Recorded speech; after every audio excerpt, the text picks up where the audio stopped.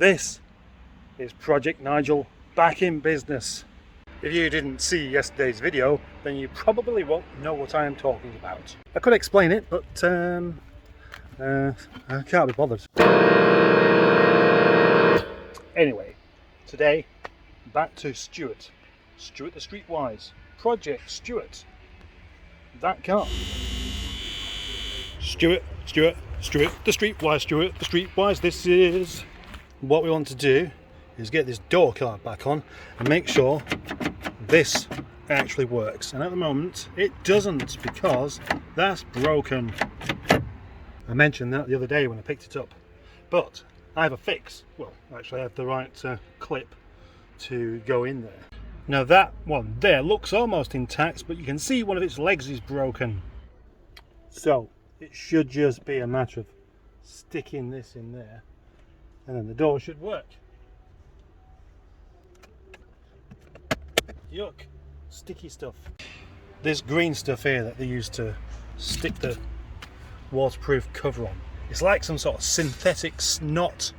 Obviously you get it all over your hands while doing this kind of thing, but worry not, because the Miracle Stuff WD-40 dissolves it. It does on your hands anyway. Anytime something is fixed, it's a big moment when you first test it. Even something as simple as that. Now that door wouldn't open at all before, so is it just the clip? Yes, of course it was. Even the tiniest and most simplistic jobs and fixes can bring some proper joy to your day. Now this isn't the end of today, Project Stuart. Gosh no, imagine if that's all I did all day. Stick a clip in a door card. I'll have to do a bit more than that, I think. If I can get this door card back on without any hassle, I'll be happy. I'd be happy if I could find my screwdriver. I brought it down here specifically to do this job. And there we have some of the tools needed just to put the door card back on. Even a hammer. Yes, normally you don't need a hammer to put a door card back on, but in this instance I did. Yes, it had something to do with these that had come off. And I could explain this, but I don't think I will. I declare this door card on. It'd be great if that was my job done for the day, but it's not, because there's another door card to come off. This one doesn't open at all. Nothing happens. Lift up, lift down, no opening. And if you go to the outside of the car, you discover the same problem. It doesn't open. That clearly means there's something adrift in there. It's clear that I'm going to have to take off the door card. And that job would be so much easier if I could open the door first. Luckily, most of the attachments on the rear door can come off from the inside. There is just one screw that's going to cause me a problem and may cause a bit of, damage. Otherwise it could be quite straightforward. That's come off. Well, I've just taken it off, and 3 screws through there. That just picks off. And then this I need my special picky tool for. It's not that special, but it's the only thing that'll do. And then there's a 1 screw just around the back there, and the rest of it is clips. There's a fire over there. And now, with all of the things off that I can get to, all I've got to do is try and yank it up from the corner, which actually I just did do, and then pull it up and unfortunately break that screw on the other side. And to remove that trim, hammer time. Not just any hammer, but a soft hammer.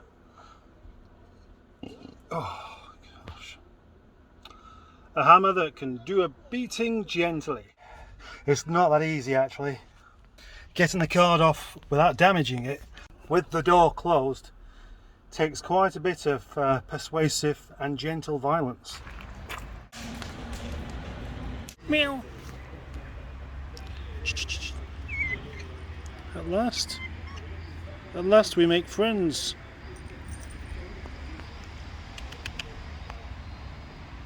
The card is off, and miraculously I don't appear to have damaged it at all. So now the investigation must commence on the inside of the door. Unfortunately, I can't really get to the bottom of this today, even with the door card off. Tugging at the rods doesn't make it. Tugging at these rods doesn't make any difference, so I'm going to have to go even deeper. But not today.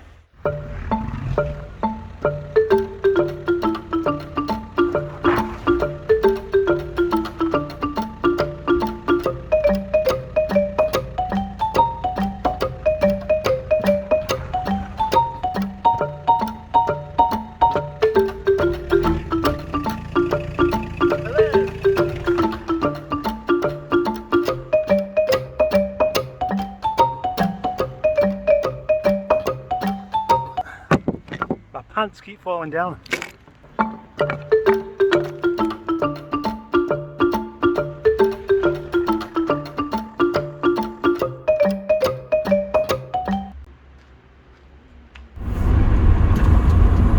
I've not driven Nigel since Monday, and now it's Friday. That's far too long to not drive this wonderfully happy, zippy car. It really is. And now some people are laughing at me, and you know what? I don't mind. I'll have a laugh with them. Having driven diesels all week, it's wonderful to get into a very little petrol engine, just snarling away all happy and just wanting to do some work without having to be forced into it with a massive blowy stick.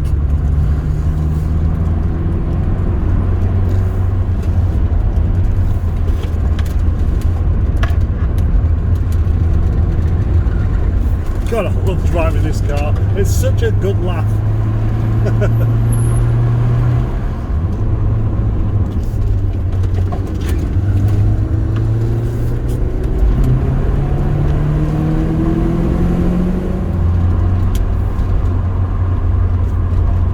The only trouble with this dual camera thing that I've got on my new phone here is that the forward facing camera is still facing the kind of, well, it's the opposite to what's actually going on.